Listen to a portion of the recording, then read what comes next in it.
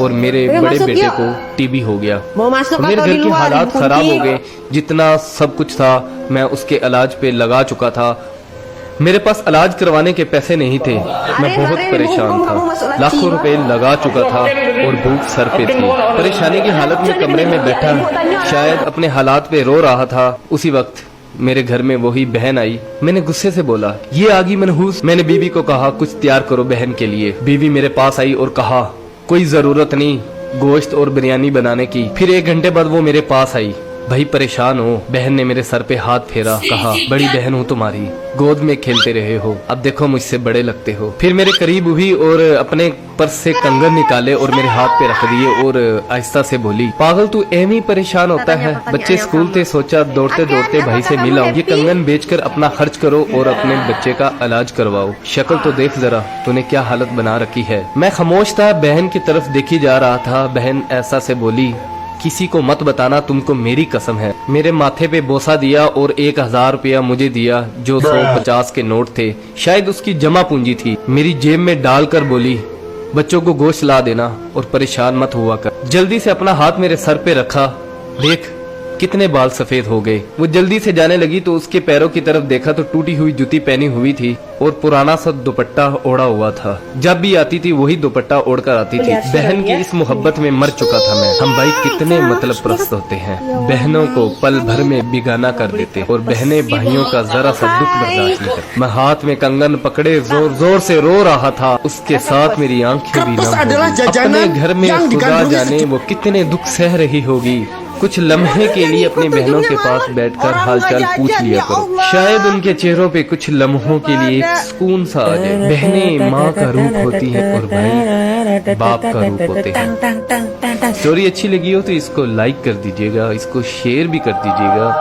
मैं पूरे 5 साल बाद सऊदी अरब से वापस पाकिस्तान आई थी। ऐसे में 2-4 दिन ससुराल में गुजार कर फौरन अम्मी की याद आने लगी।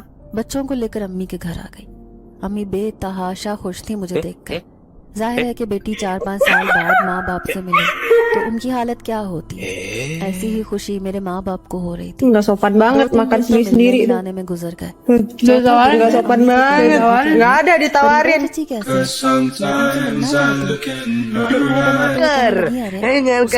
भाग जाग गए। उसकी तो किस्मत ने ऐसा पलटा खाया कि लोग दांतों तले उंगलियां दबा लेते हैं। मैं हैरान रह गई।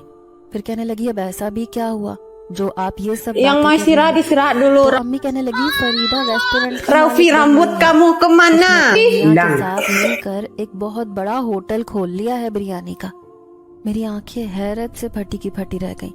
5 साल पहले की फरीदा चाची मेरी आंखों के Yang mana cek Raffi? Yang mana? तो पहनने के लिए कपड़े भी नहीं होते थे और घर में खाने के लिए राशन भी नहीं, और आज वो इतने बड़े रेस्टोरेंट की मालिक बन गई। अब तो मुझे उनसे मिलने की बहुत Ini makan sendiri itu. Dengan kebiasaan makan sendiri itu. Farida के रेस्टोरेंट में जा पहुंची। मैं भी एक कस्टमर बनकर कुर्सी पर बैठी थी। वो मुझे Jenny, apakah kamu happy? मैंने देखा एप्रन पहने वो काम में बहुत Gak ada yang happy belajar sama gue. लड़के लड़कियां भी वेटर के तौर पर काम कर रही थी। बहुत साफ सुथरा खूबसूरत रेस्टोरेंट। मुझे अच्छी तरह याद था कि उस वक्त एक्सीडेंट हुआ तो मेरी शादी भी नहीं हुई। हकीकतन मेरी आंखें खुशी से भीग गई थी। तभी मैंने उनकी बिरयानी टेस्ट की जो जायके में बहुत लजीज थी।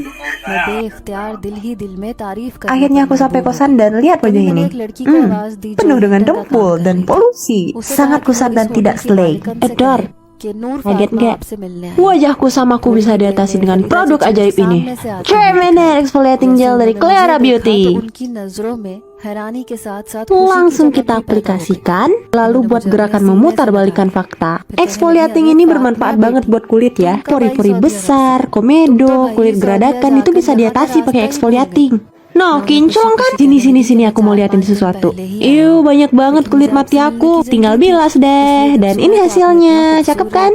See you in the next video. तो फौरन ही देखने चली आई। अब वो मुझे अपने साथ खाना खाने पर मजबूर कर Potret रही diri. है।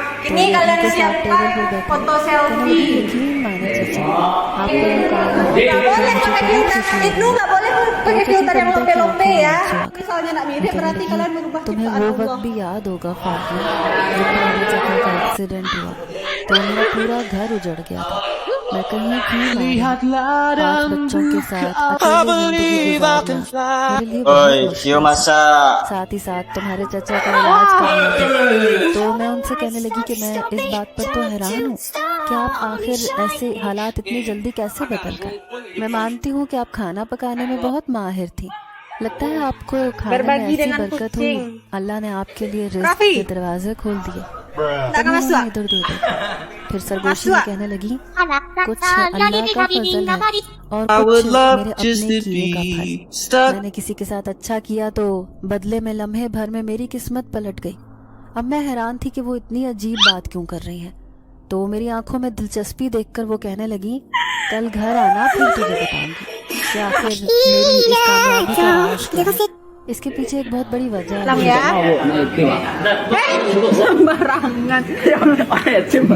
Things 1,000 words, then why can't I paint you?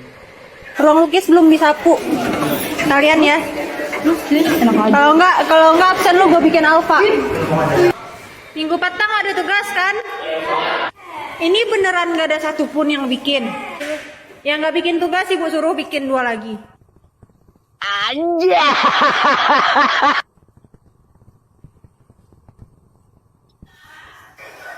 Batangnya bukecian kita anda dina. Paham? Pahintum? I know. Raffi. Kaman cari objek atau kabar lagu? Oh anak ibu. Masuk.